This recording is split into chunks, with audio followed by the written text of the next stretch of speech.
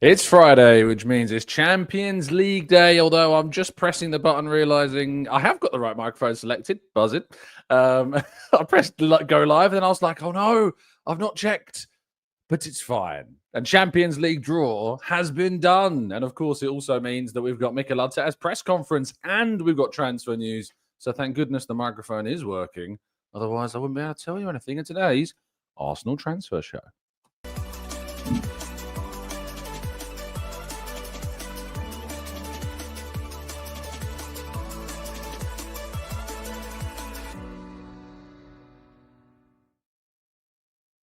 Hello and welcome to the microphone working Gooner Talk. Really appreciate your time. Thank you so much for listening as always. And thank you for being a part of course, your morning, making this part of your morning routines. And thank you so much for listening. Thank you for tuning in.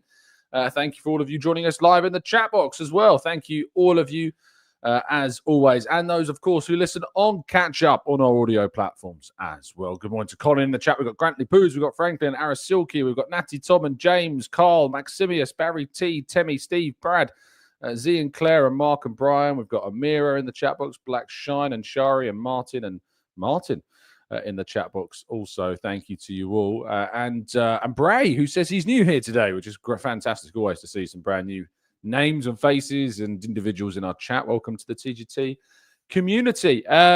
Let's not waste any more time. Let's just jump straight into things. Of course, if you've not yet dropped a like on the video, please subscribe to the channel if you're new around here with those notifications turned on so you never miss a show. Right, let's go and talk about the Champions League draw, of course, which took place yesterday evening, afternoon. I prefer when it's done at a lunchtime. I'll be honest. It really felt like it extended the day beyond longer than it needed to. I prefer the draws in kind of a middle part of the day. And so it was a longer day to cover what was going on. But Arsenal in the end were given what I think at least is a pretty darn good draw, of course, with the teams that they were brandished out. Bayern Munich from pot one, of course, it was Bayern Munich. We have to play them at least every other year. I think it's a contractual obligation between the two clubs at this stage. So Arsenal will play Bayern at the Emirates Stadium. They will also face Inter Milan for a second time in 2 years, returning to the San Siro, looking to try and improve upon their result from last time where they managed to win, or rather where they lost, 1-0. They're hoping that they'll be managing to win. But they take a similar scoreline without a doubt. It was a controversial game. Inter Milan, of course, snatching that victory, and Mikel Merino arguably being fouled in the box. I think at least worthy of a penalty, and Arsenal probably should have come away with more from that fixture. Atletico Madrid, of course, a fan favourite, I think, with Diego Simeone in charge. They'll be coming to the Emirates as well for the first time since that Europa League game that we had during Arsene Wenger's final season in charge of Arsenal. That's a long time since the two sides have faced one another. So long ago, Thomas Partey was actually playing for Atleti. That's how long it's been since the two teams have played one another. Club Brugge have been drawn from pot two, a very good draw for Arsenal in terms of the away leg for pot two, and they'll be hopeful of getting a result in a side that are known for giant killings. They are a decent team, Club Brugge, and have had some decent results against teams considered much bigger than themselves. In pot three, Olympiacos, another Arsenal heritage fixture, if you like. Arsenal Olympiacos, their history goes back quite a long way, but they're playing them at the Emirates. The last time they faced each other at the Emirates in the Europa League was when El Arabi knocked Arsenal out with a late goal, and Pierre-Emerick Aubameyang missed that really late chance to get Arsenal through to the next stage of the competition during Arteta's first season in European action. Slavia Prague as well, another team with links, of course, to Arsenal from their time in the Europa League. Arsenal drew 1-1 at the Emirates under Arteta against Slavia Prague before they won 4-0 in the Czech Republic at that time, as it was called, now Czechia, where Arsenal will travel again as their pot three away opponents. From pot four, Arsenal will face Kazakhstan side Kairat, who are, I believe, new maybe to the competition. I can't say I know too much about their history, but I have seen a fantastic video of their players celebrating drawing Arsenal and the opportunity to go to the Emirates and play, of course, in North London. So that was quite a cool video to see. But Arsenal will be very happy with that as their home tie from that leg. And they were arguably given the toughest of all of the pot 4 teams away from home, as they will face Athletic Club from Bilbao, of course, of the shirts that I'm currently wearing. I was in Bilbao just under a year ago. Visited not for footballing reasons, just on a small break in San Sebastian, and then spent a day in Bilbao. Brilliant city, amazing place. Got the shirt, of course, with Nico Williams on the back. It'll be exciting if indeed I'm going to be returning to one of the best places on earth, which is the Basque Country, an amazing area of Europe and Spain in particular. And so that would be a great experience, I'm sure, once again, for all those in attendance. So overall, it is a good draw. And if you look at kind of these rankings, looking on the Arsenal Gunners Reddit page, provides this information now and again.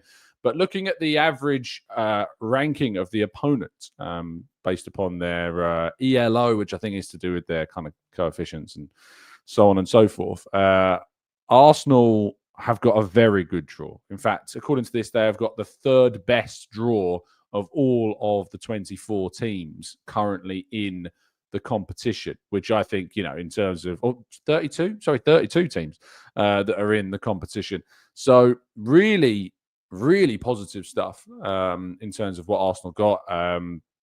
Then you look at someone like PSG, who've got by far the toughest draw of any team, but as the champions, they're up there with the likes of Newcastle. Have got a really difficult draw. Amazing, we managed to dodge PSV Eindhoven and managed to dodge them in the draw as well. 36 teams. I thought it was 8 from each group, isn't it? 8 and 8, so 32, but maybe I'm wrong. But yeah, so a lot of teams involved and a very positive draw for us. And also, I did kind of a bit of maths yesterday, a post-draw. And Arsenal last season, we travelled around 5,500 miles in terms of air miles last season for all of our 4 away trips in the league phase. This time, Arsenal will travel around 1,800 air miles less than they did last season. So they're not travelling very far as well, which is obviously very, very positive too. So yeah, it's a really good moment, I think, for Arsenal. A really good position to be in for us. So fantastic news for the Gunners, and fingers crossed we can go through with flying colours, finish as high up that table as possible, because if we do finish really high up in that table, it means we've got a better chance of getting all of our draws in the knockout rounds with the second leg at home. So that's the benefit, of course, of that's the benefit of these games, is if you finish high up in the league, you now get the benefit of having a much more likely chance of playing the second leg away from home. So yeah, madness. And I love this from Soulseeker, says, Jesus, an American, the scale of Europe is just so small. I worked for a team that easily covers 5,000 miles in a week. That's what I mean. The size of North America compared to like how you can travel around Europe and all these different countries in this kind of a really small space, if you like. It is mad, the size of these countries and land masses being so different. But from an Arsenal travel perspective, it's definitely a positive one. From a fan affordability perspective, of course, with shorter flights and traveling, you can actually get a train to Bruges. You can get the Eurostar to Brussels and then get a connecting train to Bruges as well. So lots of different options. You could drive potentially to Bruges as well. So yeah, lots of different options for supporters to get to all these different games. But that's the Champions League reaction. Let us know your thoughts on the drawdown in the comment section below. More positive news, despite the fact that, of course, we've learned that Kai Havertz is to undergo surgery. And this was, of course, this has come about with the scan having now been completed, and that Kai Havertz is more clarity was expected to be coming very soon. And that did come courtesy initially of David Ornstein, who broke the story, of course, initially with Kai Havertz. And now he has broken that he would undergo surgery. And then Arsenal posted to their official website details of the situation. Further to sustaining a knee injury after our recent game against Man United, subsequent assessments and specialist reviews with Kai confirmed surgery would be required. Today, Kai underwent a successful minor surgical procedure. He will shortly begin his recovery and rehabilitation, and with everyone focused on supporting Kai to ensure he is back to full fitness as soon as possible. Obviously, it sucks that he's had to go through 2 surgeries in 1 year. That's awful for him, but it was obviously it was kind of an unfortunate situation. It was a bad tackle. And then, of course, the damage on the knee during that tackle was caused and has had to undergo the procedure. The positive is, as according to David Ornstein, that this is meant to be single-digit weeks for his return rather than many months. So it could be that he is back by November, which would be brilliant. If we can get him back by November, that would be great going into that heavy Christmas period. If he's back by November, amazing. And that's kind of those kind of situations. You're thinking about 9 weeks maximum, November time. If that could happen, amazing. If it's less than that, even better. But what is good news is obviously it's not an ACL problem. We'll hear from Mikel Arteta today. We've got to talk about that in a little bit as well, but really positive news. On to the transfer side of things, of course, and naturally, we need to discuss Piero Hincapie, the Bayer Leverkusen defender. Gary Jacob of The Times reporting that Arsenal are increasingly confident of getting a deal done for Piero Hincapie, and there is real hope that Arsenal will get that deal done. And, of course, that will then enable for Jakub Kiwior to go in the other direction, and they will hopefully be able to find another upgrade and bring in an 8th signing. But there is increasing confidence over a potential deal. I reported yesterday that there are still, or the day before yesterday maybe, that there are still obstacles in the way. There's still a lot of things going on. Andrea Berta is very keen to kind of get this solution resolved as early as possible. We don't really want this going down to the wire. But if it has to, it has to. But the hope is that it will not have to go down all the way to the wire, and that a deal can be secured for Piero Hincapie, and that Arsenal will then be able to sanction the sale of Jakub Kiwior, who did train this week, of course, with the Arsenal team, and is basically waiting to see if there'll be any movement. But there is optimism on all fronts, but there's still a lot to happen at this point in time. And so we're still kind of in a purgatorial state, if you will, but waiting for that major update to arrive. Thank you to all of you, of course, who followed us over at CGT Towers, at Tom Canton Media on Instagram. I've uploaded a few different already kind of scene setters, if you like, and some of the content which you can kind of expect from the channel, some behind the scenes stuff. We did a studio and setup tour of the room that you can see behind me. We went kind of in detail about what the place looked like beforehand and now what it looks like after we've converted it all. Obviously, the specific gear and equipment that I use to film the shows and to do the show itself. So if you want to go and check that out, you can do so on Instagram at Tom Canton Media, as we continue to kind of bring you as many behind the scenes stuff of what this crazy world of covering Arsenal and producing content around Arsenal is like, including, of course, today's Mikel Arteta press conference, of which I will be in attendance for. So hopefully be able to bring you some behind-the-scenes stuff, some thoughts, of course, from the Arsenal training ground, and some feelings of what Arteta, has really come to expect. What we've come to expect from Arteta as a coach, as a manager, in those presses, and with questions, of course, facing him from all different parts of the media ahead of what is a massive game. It's expected to be a really busy press conference today, naturally, because Arsenal are playing Liverpool on Sunday. So there is a expectation that it is going to be really busy, but it's taking place in the early part of the afternoon. If you want to follow the updates, of course, from that press conference, you can do so through our blog over on the football.london website, where, of course, I'll be posting all of the updates on Mikel's quotes and words and updates, and you'd be able to get it over there. And then if you want to read kind of the full transcript, I usually upload over on football.london kind of a full transcript, all the words of the questions, all of the words of his answers. Nothing's kind of nothing's what's the word I'm looking for? Paraphrased. It's all there in every single word, every single detail. So go and check that out about an hour after it has finished, or even less than that, probably about half an hour after it's finished. So yeah, go and check that out. But Arteta will be discussing, of course, the latest regarding team news. We need to find out why Leandro Trossard was missing from training this week. We need to get an update more specifically on what the injury Kai Havertz was and what the surgery was done to correct. Updates on Christian Norgard, on Ben White, of course, as well.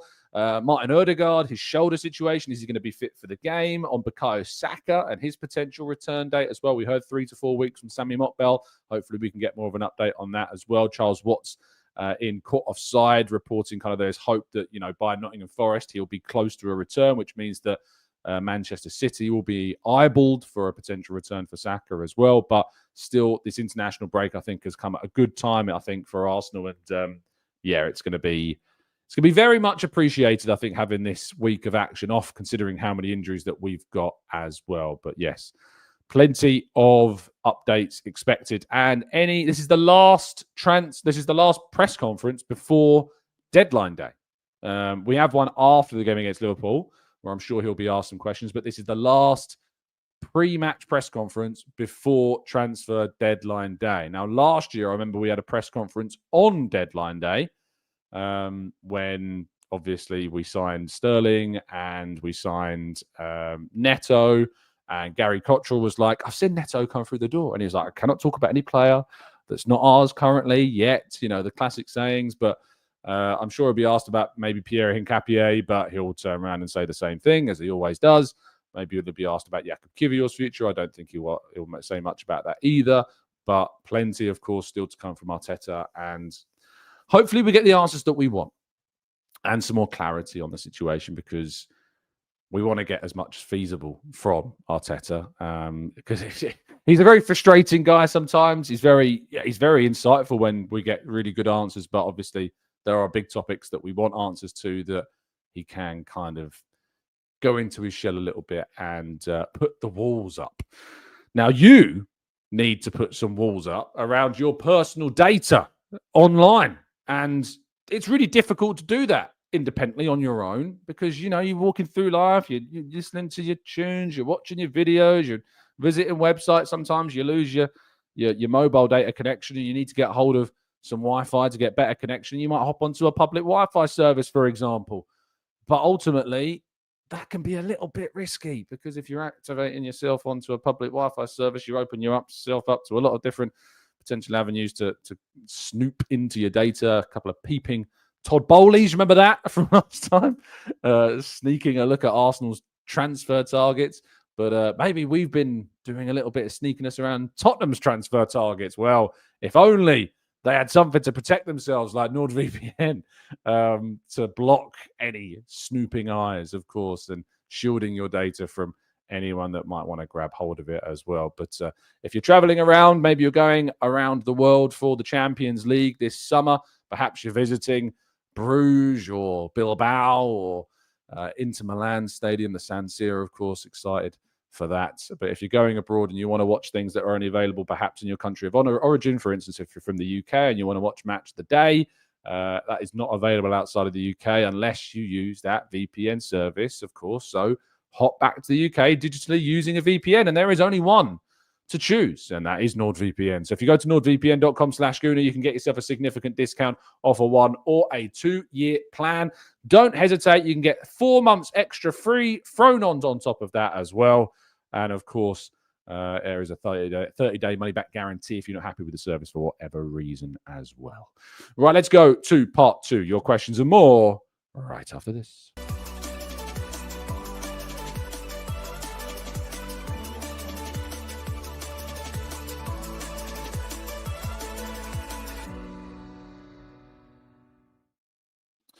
Right, this is part. I've done that horrible thing. You get a little itch. It's part 2. A little itch in your eye, and you're like, I'm going to scratch that, and then you make it worse, and now I can't see anything. It's not nice twitching now. Anyway, let's jump into the chat box, shall we, and tackle some of your comments, some of your thoughts around everything that's going on, not just with Arsenal, but of course around the topics of the club as well. And he says, Isak to Liverpool going down then. Well, of course, with news that Newcastle are trying or looking successful to sign Nick Woltemade of Stuttgart. They had an offer of 75 million euros plus 5 million euros in add-ons to sign the German international, 23-year-old striker from Stuttgart. Massive, massive deal. Now, what I would say to you is that remember that Newcastle did bid huge money for Hugo Ekitike prior to any indication at all that they would sell Isak. The idea was that they wanted to add Hugo Ekitike. Is it 85 plus 5? Thanks, Maximius.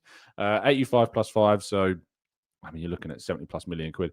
But this is a deal that they would have looked to do regardless of Isak. It is worth pointing out. So 75 million euros plus 5 million add-ons, according to David Ornstein, of course, who's been doing the story with Chris Waugh from kind of the Newcastle side of things over there at the Athletic, and Seb Stafford-Bloor, who's done a lot of German football correspondence for the Athletic as well. Huge deal for Newcastle, but again, it doesn't necessarily guarantee that Newcastle will sell Isak, because they were already looking for a replacement for Callum Wilson, and they were happy to spend big money on that because we knew that from the Ekitike deal. So is Nick Woltemade worth this amount of money? I mean, it's incredibly tough to think. I can't say I've known too much about him. I know that, of course, he has managed to break into the German national side. Only recently, he's only got a couple of caps for the senior team. He scored a lot of goals at under 21 level for the German national side, but currently he has kind of broken in. He played in the Nations League. He was getting some starts. He was getting some minutes.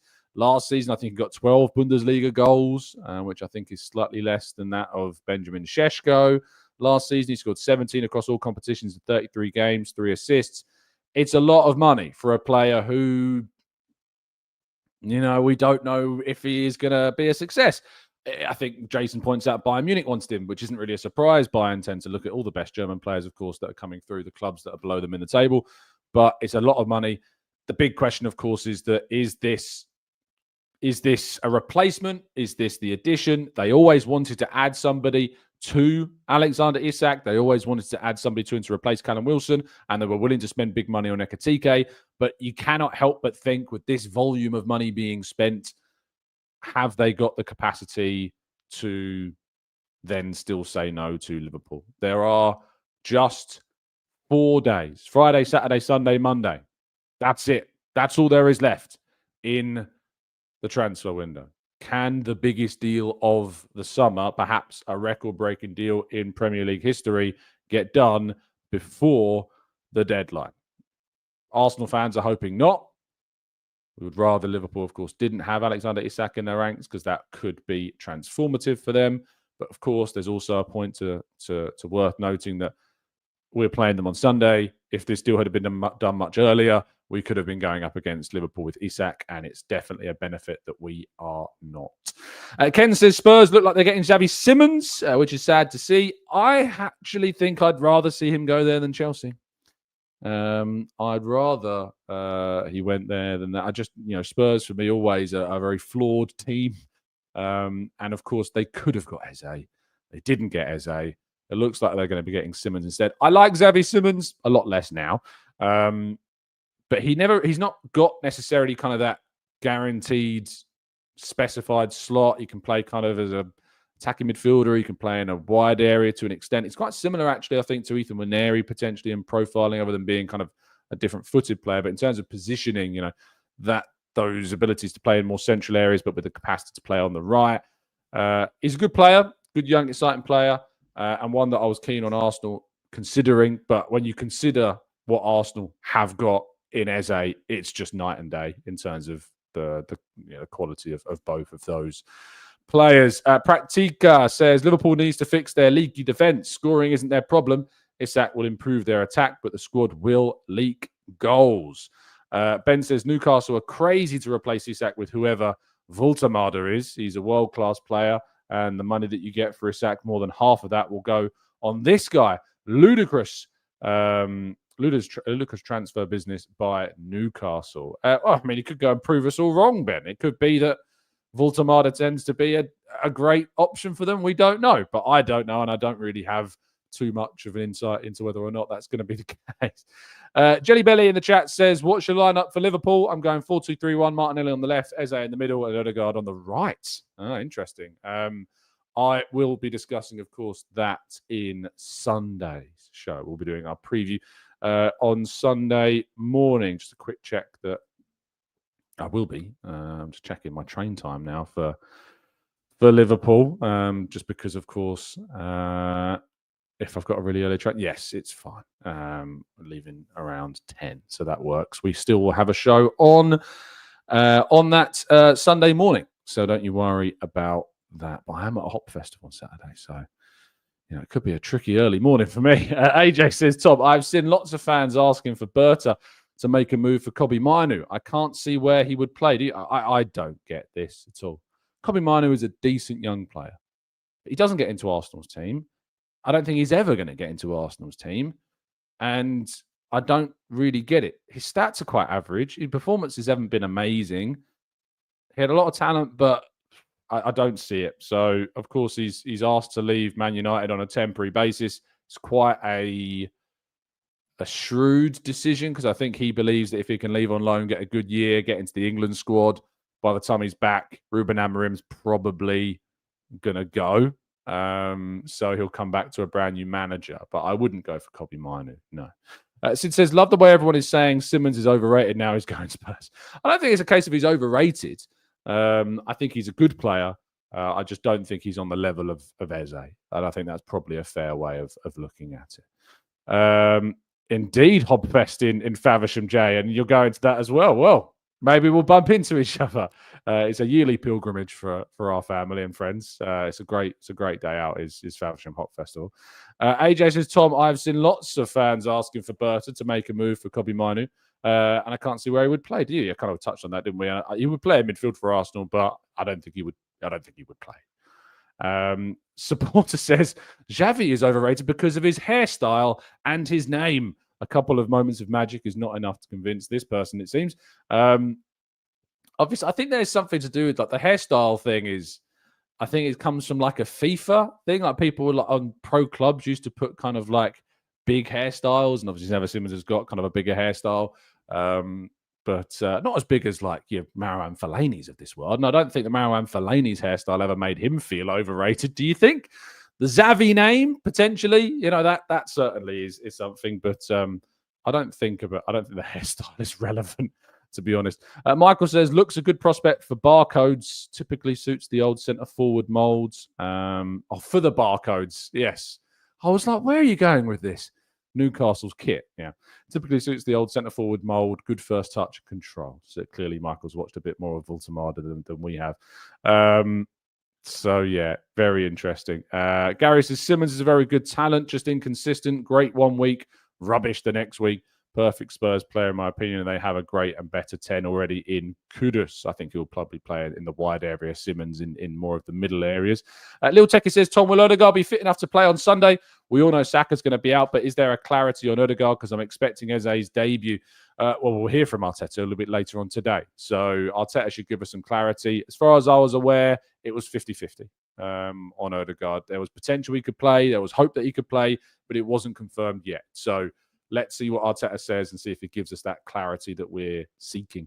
Matthew says, hey, Tom, over from Dublin and trying to get tickets for Forest next week because a Red member yesterday, but no tickets available. Any tips on how to get tickets? I mean, if you accessed the ballot, of course, as a member for the game and you were not successful, of course, you should then get access to the ticket exchange. That's why you need to always enter the ballot for all of the games just to see if you can get a ticket. And if you can't go anywhere, you can put that ticket onto the exchange. Don't go through any second-hand routes, second-party routes, third-party routes. You will get, and you could risk getting scammed. So just be really, really careful about how you're getting tickets for games. I know it's frustrating. I know the demand's really high. I know the system is not perfect, but just do everything you can to go through those official routes because you put yourself at risk of being scammed and, of course, by touts or bots or whatever if you don't go through that way. Jerome says, would love to see Eze start, but I can see Arteta bringing him off the bench if the game is under control. Arteta typically doesn't do trials by fire. He does tend to protect his players. He does, but what I would say is that, we threw Gyökeres in from the start at Old Trafford, even though Havertz was fit at that time. So we do drop players into their debuts. And I know that he played some of pre-season, which is important to point out, but still, he went straight in. I think Norgard had a really good chance of playing if he hadn't got his injuries. Arteta was trusting him a lot in games as well. I think we have thrown plenty of players in immediately. I remember Zinchenko got thrown in immediately after he signed in pre-season, was signed 2 days later in the starting 11 of the pre-season match against Chelsea, I think it was. So he does sometimes do it. But I think Eze, who has played already this season, he played against Chelsea in that opening game for Palace. I think he needs to play. I think Eze is fully fit. He's ready to go. He's trained. We have injury issues. We haven't got Saka. He's going to be great, I think, for the game state. I think Eze's got a great chance of potentially starting. So I think he'll be asked about that. But yeah, let's wait and see what Arteta chooses to do. Matt says, I think his 5 years in the league means it isn't really a trial. Eze is ready to go. Jason says Eze is our second biggest transfer. He needs to start. Third, the biggest, Jason.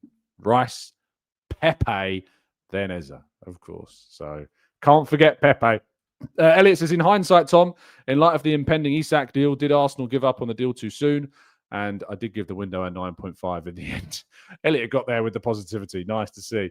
But did we give up on the Isak deal too soon? No, I don't think so. I think the money that was being kind of quoted around the Isak deal when we needed to do as many transfers as we have done never really opened us up. We've got Gyökeres in for nearly half, or less than half of what Isak could end up costing Liverpool. So it's worth considering that.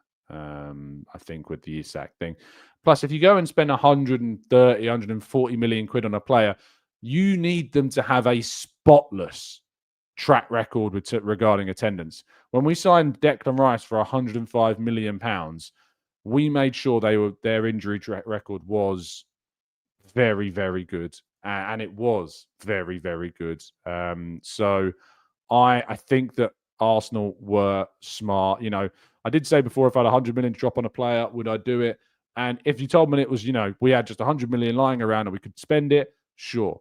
But when we go big on players, we need to make sure that their record is either, good or at a minimum, but really we need to making sure it's near spotless. Now, if you look at Eze's injury history, it's, he has had a history of some issues. It's only small things though. The last serious injury he had that kept him out for 12 matches, mainly over the summer. So it would have missed more if it was during the season. 163 days from May to October of 2021 was an Achilles tendon problem, not something that he looks to have suffered again, but he missed 12 games. Then you're looking at, he had 21, 22, he was fine. 22, 23, he was fine. And then in 23, 24, he missed 12 games because of 3 separate small injuries. He missed 3 games because of a hamstring problem, 4 games because of an ankle injury, and 5 games because of a muscle injury. And then in 24, 25, he only missed 5 games. He missed 4 games through a hamstring injury in October of 2024 till November. So 1 month out, similar to the Saka injury at the moment. And then he missed 1 game with a knock to his foot in February of this year. That's it. So not a well-storied history of games. But yeah, so it's not an injury record that is as concerning as we've seen in the past with Isak. And Sid points out Isak costing the same as 4 of our new signings. I mean, I think you could fit 5 potentially if you do Kepa, Norgard, Mosquera, Gyökeres, and Zubi. I think you could fit all 5 of those into potentially the Isak transfer fee. And in regards to what's going on with Norgard, I was told when I asked Arteta after the United game, he kind of went, it's a small thing, and obviously, hopefully, he'll be back soon. But he didn't train again this week, from what I saw in the photos. So maybe after the international break, he's not been called up by Denmark. It's a little bit telling as well. So maybe we get some more clarity today, and maybe he'll be back after the international break. Arthur says, Tom, are you concerned about the amount of passing between Saliba and Gabriel? That slows our game down. No, it's not a concern. It's actually a part of the tactics. It's about spreading the play. It's about making the opposition move from one side of the field to the other. You need to move the ball quickly from one side of the field to the other. The whole point that we do that is so that we drag oppositions from one side of the pitch, move them to the other side, and then quickly move the ball back to give our wide players more space. So no, it's not a concern. It's just a part of our philosophy and strategy, and It's worked pretty well so far to get Arsenal back into title challenges. Jamie says, the thing is, nobody has got Watkins. Everyone else has signed strikers, and now Gyökeres is a single point of failure. I don't know about that, but the Watkins thing is a really interesting story. It really did seem like he was going to leave. It really felt like he was going to go this summer, that this would be oh, goodness me, I'm hearing myself in the back of the TV. It really did feel like that this was going to be the end of Alexander Isak and his career with Aston Villa, and he would go somewhere else and try and make that next step. But yeah, he's not. It's not gone anywhere. Jamie says, I meant in case Gyökeres got injured. I mean, who are you going to sign? We're trying to sign Hincapie to replace Kivior on a loan with an obligation to buy because our FFP situation means that we just can't spend money. So who are you going to buy? You're not going to spend the money that Aston Villa want for Watkins because we don't have that money. We don't have the freedom after the Eze deal to do that. So realistically, what centre forward are you going to get on loan? You're not. So Arsenal have Trossard, we have Mikel Merino, we have depth in that position. We've got players who could offer maybe even Eze as kind of a false nine option as well. Watkins is not the right move. It's just not the right move. There's nothing smart about that transfer. He's 30 years of age, nearly, if not already. He also has had some injury issues throughout his time. Aston Villa want a big fee for him. You're looking upwards of 40, 50 million pounds. I don't know where on earth you think 20 million quid's going to get you Watkins. It's not going to get you Watkins at all.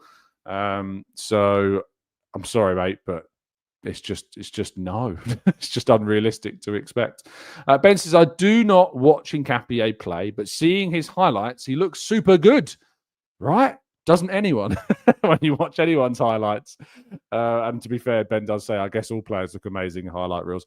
He's a good player outside of even just, his highlight reels. He's an improvement on Kivior. He's an upgrade on Kivior. He gives Arsenal, I think, more depth, not just at left centre-half, but more importantly at left-back. And with the fitness issues we've had with Calafiori, he's a really important signing if Arsenal can get that done. So let's wait and see. Bazza says, Dusan Vlahovic on loan. No, thank you. Don't want him anywhere near Arsenal. He has gone downhill faster than a rolling cheese. You get that reference. Chris says, Isak to Liverpool doesn't scare me. He ran out of gas in the last 10 games of the season. He only scored 1 goal from open play in that period. He started the season brilliantly, but ended poorly. Stu says, are you delighted that Arsenal's academy is finally producing talent? What do you mean finally producing talent? Saka and Ashley Cole in 25 years was hardly earth-shattering. 25 years? What? 30 million for Nketiah, 25 million for Willock, 35 million for Alex Iwobi, 30 plus million for Emile Smith-Rowe. Finally producing talent. Stu, have you been in a coma for like 10 years? I don't know. I don't know what's been going on. Stu's missed the whole era of football. Amberley says it's madness. We've signed 8 players, never been done before. People are already begging for more, and at least one is even. It's nuts, isn't it? Absolutely crazy to think that we've been in a position now where we've signed 7 players. We might sign 8 and people want a 9th. Shiny new toy. Anybody? Anyone want a shiny new toy? I actually need to buy a shiny new toy just for the reference.